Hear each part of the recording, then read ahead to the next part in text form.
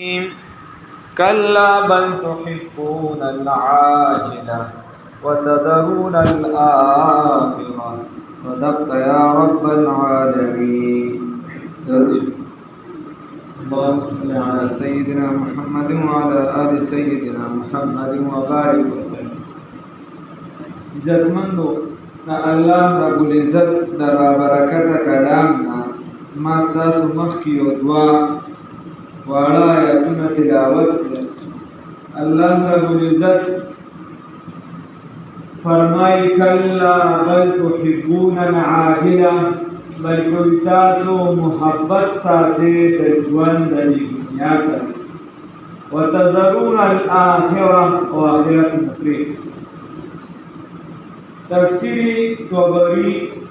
هغې را نقل کړي دي د حضرت قتاده رحمه الله قول را نقل کړي. هغه وایي چې اکثریت خلک دا په محبت د دنیا کې اخته دي، مګر هغه خلک نه چې الله رب العزت پرې رحم کړی دی او بچ یې ساتي. عزتمندو الله رب العزت د کسب نه منع نه کوي. دې ته کسب ته دنیا نه وایي.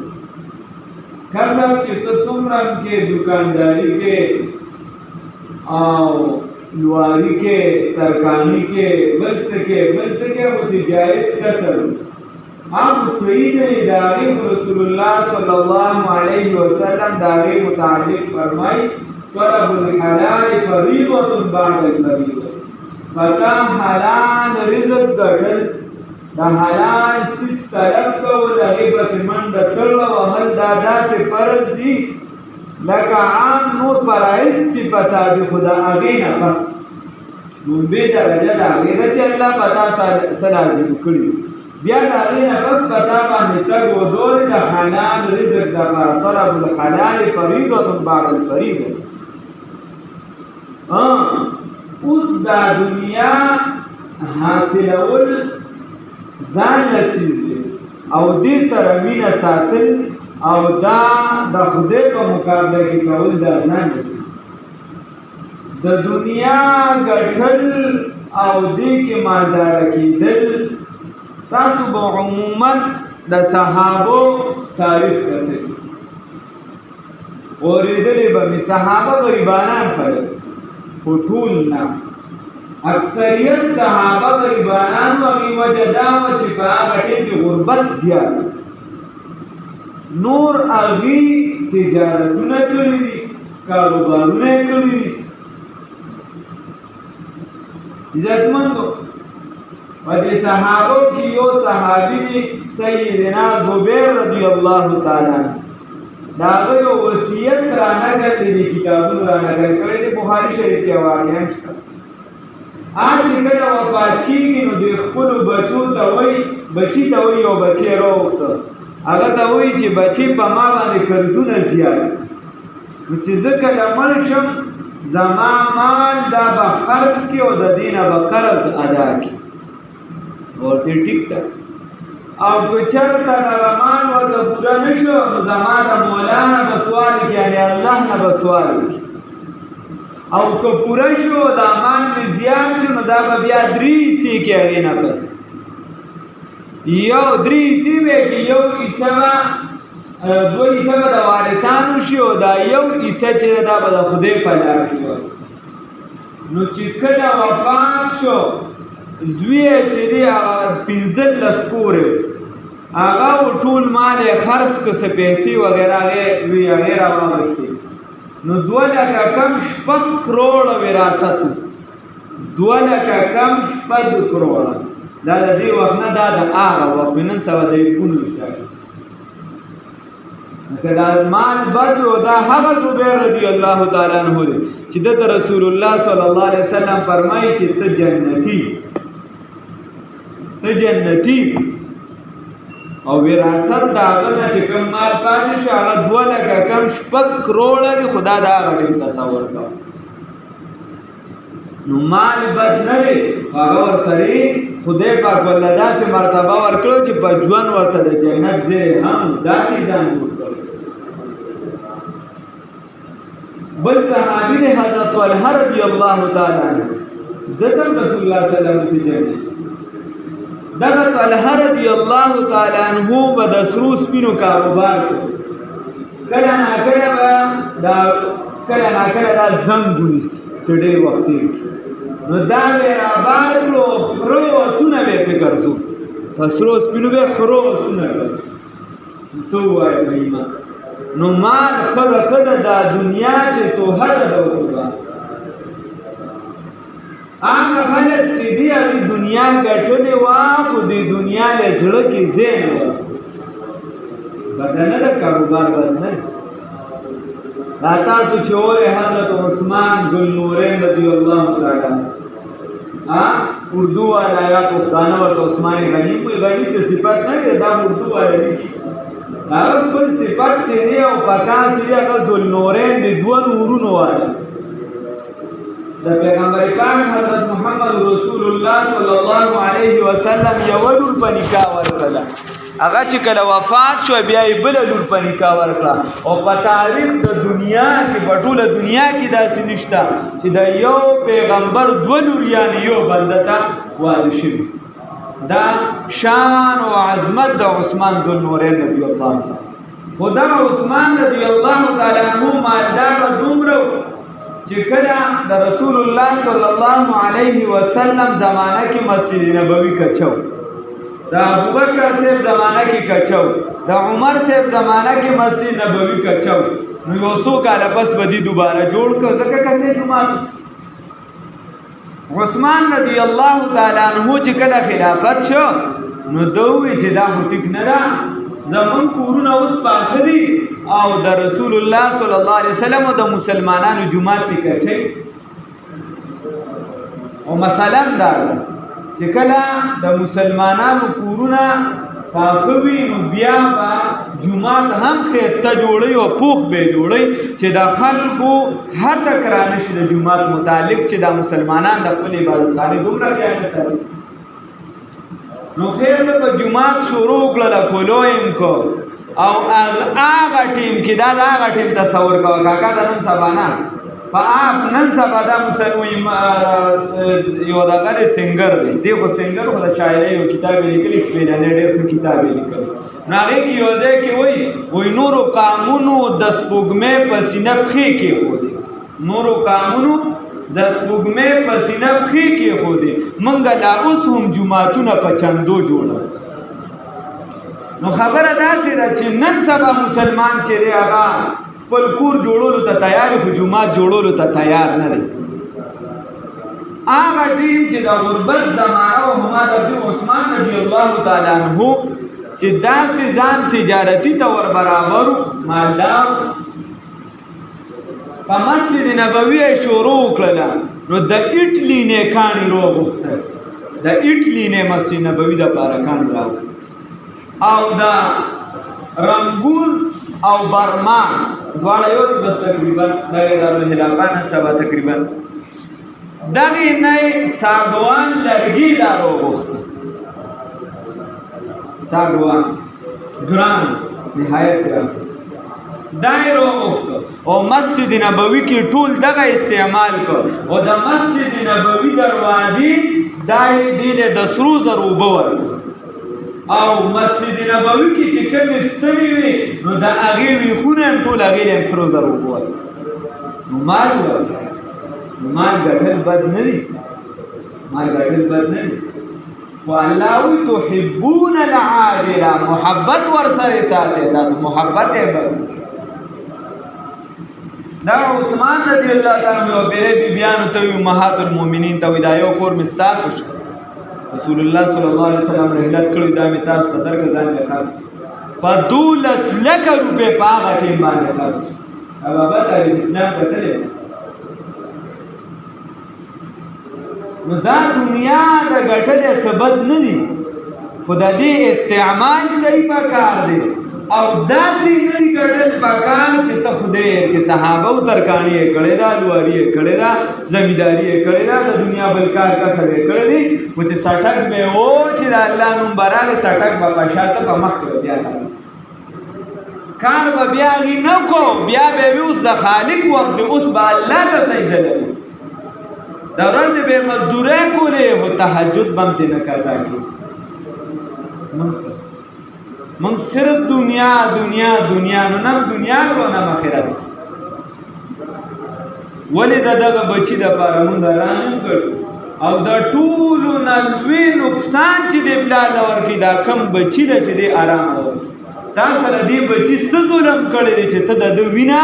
دا غي نشونما په حرام کې د غوغي نشونما د په حرام کې د تاسو سره څه ظلم کړی دی د دغه ټول عمر د خیر کار بیا ونشي ظلم امام غزالی رحمه الله یو کتاب لیکلی دی هغه وایي د دنیا مثال د آخرت په مقابله کې هیڅ شی نه دی نو تاسو ولې د دنیا محبت دومره بیقراره کړی چې هر څه ورته پریښي دی آخرت هغه وایي بالفرض د دنیا عمر بالفرض بوالو شپېته کاله شو نو شپېتو کالو کې 10 کاله ورځ شو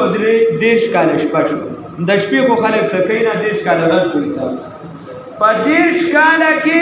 څو عمر لاوبالي دی هغه داسې عمر دی سړی په ګټو تاوان به هېڅ خپل نه پوهېږي بس د دې یو زندګي دی او ژوند دی او بس نو چې د هغه 10 کالونه وي دغه وباسي نو تقریبا 20 کاله ته دغه وباسه که شلم دی نو بچلو 15 ته دغه وباسه نو 15 کاله ستا عمر دی په دنیا کې هغې دپاره ته ارامې کې بل څه او بیا وایي د آخرت ژوند مثال داسې واخله چې دا کائنات دا دنیا ټوله تر اسمانه پورې ډکه شي او دا دنیا د ورود دانو نه را ډکه شي او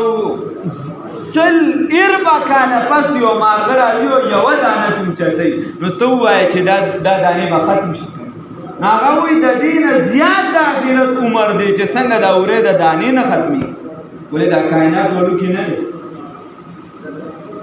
د ځمکې نه 14 لکه کاله ته نور غټ دی بابا د ځمکې نه 14 لکه کاله ته 14 لکه یادوجي دا نور غټ د نور نه بیا د قطب شمالي دا موږ د چې وړوکې ستوري ښکاري دا 50,000 کاله ته غټ دی دا د خدای کائنات دی بابا 50,000 کاله ته چې دی نو دا غټ زمونږ نه نوره پورې فاصله 9 کروړه او 3 لکه میله ده دونه نور زمونږ نه لرې دی 9 کروړه او 33 لاک میل دا زمونږ نه نور لرې دی نو دی وایي چې په منځ کې څومره کائنات که دا چې هغه اسمان ته بیا ورسېد دا خو دا لاندې دا ډېر لاندې دي نو چې دا ټوله فضا دا د ورې د دانو نه ډکه شي او یو توچتي سر عزتمندو دا ژوند دا محدود دی الله وی تاسو دې سره محبت ساتي رسول الله صلی الله علیه وسلم فرمای وی حب الدنیا رأس كل خطیه محبت د دنیا دا جړه د هرې خطای دا د هرې برای جړه چې دا محبت د دنیا زمون علما فرمای زمون بزرگان فرمای دنیا ګټل خدي وې د دې مثال داسې دی چې دا کشته په اوبو باندې روانه نو دا اوبه د دې کشته لپاره خېری ځکه کشته په روانه ده خو کدا اوبه دې کشته ته راکوشوي نو دا د دې کشته لپاره د تباہی سبب دی دا د دې لپاره د تباہی سبب دی رفتم بسوی صحرا دیدم عجیب تماشا دریا درونی کشتی درونی دریا دامن پښتنو کې چې مشهور دی د یو لسمې ځوان شیخ عبدالقادر جیلانی رحمه الله ډېر لوی سړی د بزرګانو نه هغه ستا اواز نه اوري وفات شوی دی هغه ستا په خو بد کې شرکت نشي کولی هغه ستا امداد نه کوي امداد به دی الله کوي د هغه په وسیله سوال کوي بیا له خبر امداد به دی الله کوي خو د هغه بزرګي او د هغه لوی مقام په خپل ځای دی د دې وجې به د هغه مقام هم نه راغورځي چې ځان نه ډېر لوی سړی یو پیرا ناستو نو یو کس ولا راغی غوږ کې ورته سولي دې لږ داسې غلی شه سر یې ښکته کړه نو بیا وایي الحمدلله بیا غلا اوس مریدان ناست وي ټول شیخ عبدالقادر جیلاني صاحب ډېر لوی عالم هم وګورئ صرف په پیرې مریدۍ میدان کې نه ته راشه ما سره یو صرف د عربۍ تفسیر کوو ته تفسیر جیلاني ته وګوره بیا به یې دماغ کار وکړي چې دا څنګه عالم تا یې صرف دا اورېدلی خیر وایي دوباره ولا بیا هغه کس راغی خو لږ وخت پس نو بیا یې ورته څه وي بیا د داسې زړه ته سر ښکته کړ بیا یې وویل الحمدلله نو چې مجلس فرمان شو نو یو مرید ته تپوس وکړه چې صاحب دا څه درته ده ووایي تا ویل الحمدلله بیا یې درته څه ووایي تا ویل الحمدلله وایي ده راته ووایي دا ډېر لوی تاجر مو بیا وروستو وایي ده راته ووایي چې صاحب زموږ چې هغه پلانکي سمندر کې د تجارت هغه مال را روانو نو هغه د اوبو ګردان تېره کړه او کښتۍ هلاکه شوه جهاز لاړ مال دې تباه شو نو ما دې زړه ته توجه وکړله چې آیا دا زړه مې په دې مال خفه کېږي که نه ده کې څه فرق راځي که نه نو چې ما توجه وکړه ده کې څه فرق او تغیر رانغی نو ما وی الحمدلله زړه مې په خپل ځای برقرار زمونږ چې هلته کوتاه شي بیا دوباره راغی او ده راته ووایي چې صاحب هغه غولی ګیر کړي و موږ وی تباه شو خو هغه وبد شو نو بیا مې دې زړه ته توجه وکړله چې آیا دې کې په دې سره څه تکبر خو نه دی راغلی چې مال دې را رسېږي نو بیا مې زړه په خپل ځای نو ما وی الحمدلله دا ښه او دا عبدالقادر جیلاني صاحب چې دی نو دا د مور د طرفه هم سید او د پلار د طرفه هم سید اوس هم نسل دغه د خاوو بابا چې کوم دا مشهور دي دا د عبدالقادر جیلاني صاحب په نسل کې دا د خاوا افغانستان نه راغلی خاوا ته ځای نو دې یو پیرا طالب دې د ګیلان او بغداد کې سبق وی هغه ګیلان چې دا ټیمپلیوال علاقه بغداد دا شهري علاقه چې ستا په قسمت خدای څه لیکلي که نه نو هغې د ارام یې مه کوه هغې د روانې ویجاړې مه کوه ټکه دنیا به ستا خپله خدای را رسي بله واقعات دي په خدا خیره خبره کړه بیا دې کلي ډېر زیات احادیث او واقعات دي زمونږ د برصغیر پاک و هند ولا خدایو خبره کړه دې خپله وایي چونکې سید نو د سیدانو کې چې په خټ او په صحیح کې سید وي نو ده کې څه کمالات وي او د په دین غیرتي وي که هر څه راځي خو دې غیرتي وي نن سبا غوږ چې لوی وزیر شي هغه ځان ته سید لیکي بیا هلکه په دې نه راځي چې زموږ استاد مفتي ضروريان صاحب رحمه الله فرمایي ما سره یو ډاکټر وي لس کاله ورسره زه یو ځای ملګري وی ټیک ټاک سم د انسان وی لس کاله پس وی زمانه لړ بیا کال مې چرته تیر کوی زور سر میلو شم وی ځان سره لیکلی سید فلان ما دې چلے کو سید کب سے ہو گئے امام دین الله میرے نظر تحقیق کو ما د بدل ز سید شم نو دا ځان له وی فکر خیر نو هغه چې په اصل کې سید وي نو دې په دین غیرتی وي بل علما دي کې بلکې ځنه عطا الله شاه بخاری رحمه الله وی دې په د شکل مخکولي او بل دې به سوال نه کوي اصل په زکات باندې سوال باندې نو دا عبدالقادر جیلانی رحمه الله دی وی چې زما طالب علم دور نو زه د دجلې په غاړه باندې بس بوټي کېدو ما ته پیسې را سره ختم شو چې مور که مې راکړی بیا کلي ته هم نشم تللی نو زه به دې دجلې غاړې د دم هغه بوټي به مې خوړم خو څنګه چې زه غریب وم نو داسې څه کسان نور فقیران هغې به هم راتله هغې به هم خوړه طالبې دور هغې به زمانه په پټه زه د هغې نه بس تلو به زه کار چایو حالت به هم چاته نه ښکاره کړو یو بل یو پېره داسې وشو چې زه لاړم هغه بوټي هم نشته هغه چا د ما نه مخکې خوړلی او زه سخت وږي وم واپسې مې وکړه اوس رالم او دې لوږې راګیر کړی یم چې خدایه پاکه څه به جومات کې ناست یم یو صاحب راغی او هغه سره سترکاري ده یا روټۍ ده هغې ته جومات کې کېناست یو ګوټ کې خوري او زه وږیم وی چې دې ولیدم نو دا لوږې ورته لا پته نه وه خو ما ته وایي چې راشه روټۍ را سره وخوره طالبه وی ما ورته چې نه خورم وایي زما جون کې خټه کې خو دا وه چې سوال به مې خیر خو چې هغه هلته نوړی کوي نو دلته زما لوږه ورسره زیاتېږي ځکه زه سخت وږی شوم څومره وخت باندې اخره کې هغه په ما پوه شو ما ته وایي چې تا دې قسم ووایي چې راشه روټۍ را سره وخوره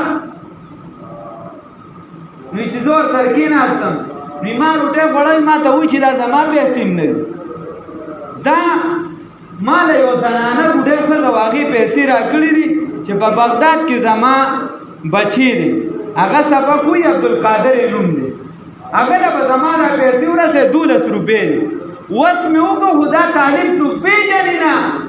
دا ټول صرف سبق والا دی چا سره تعلق نه ساتي نورو خلکو سره او زه و طالبانو نه مې وایي چې داسې قسمه تعلیم هم نه پېژنم دا ټول صرف بس سبق سره یې کار وایي ما ورته چې دا کوم ځای کې دا وایي چې ګیلان کې وایي ما ورته وایي چې خو زه یم عبدالقادر زمان نو ما ته وی چې معافي راته وکړه زه ډېرو ګرځېدم تا پسې ما سره نورې بیا پیسې نه وي نو دا خوراک مې هم ستا په پیسو راغوښتې دی د هغې نه مې لږې پیسې راغوښتې دي او په هغې مې دا خوراک راغوښتې چې الله رب العزت ستا په دې قسمت و نصیب کې څه لیکلي هغه درکوي کلا بل تحبون العاجله وتذرون الاخره نو ما درته وویل هغه لوی خلک محبت د دنیا دا بد شی دی ګټه کسب کار دا بد شی نه دی نو موږ دې د دې ترمنځ فرق وکړو چې آیا محبت هر کس چې لوی زم زما دنیا سره محبت نشته ټول نه لوی دعوه زه لرم تاسو کې مرکز لري خدا په موقع علما یو مثال ورکوي وایي ګوره د دې مثال داسې چې محبت د دنیا او کله دین په مقابله کې راشي نو ته ساري وی تا یو چرګه ساتلې یو څاروی دې ساتلې او یو دې زوی اوس په یو وخت اچانک داسې کار وشو چې دغه زوی دې وفات کېږي او دغه چرګه یا څاروی مردارېږي مړ کېږي نو ته به د دوایې غم او منډه تړله دې زوی له وې او که نه دې چرګې او څاروي له به وې اوس که تا دې چرګې له وواله او دې څاروي له دې وواله چا درنه تاسو کې چې بابا زوی دی وفات کېده نو تا چرګ پسې نښتې وي کلانګیرې ګرځو راګرځو کله د جنګه او کله د سلو بدا د سلو بشو نه هغه درته تا ورته چې په دې مې پیسې نه وې ورکړې دونه پیسې نه به درځي چې کمک نه پیسې خو دې ورکړې وې خو هغه خو د زوی مړ کېده که نه د زوی غم مخکې و د انسان مخکې و مقدم و که نه دا څاروي او دا چرګه دا مقدم و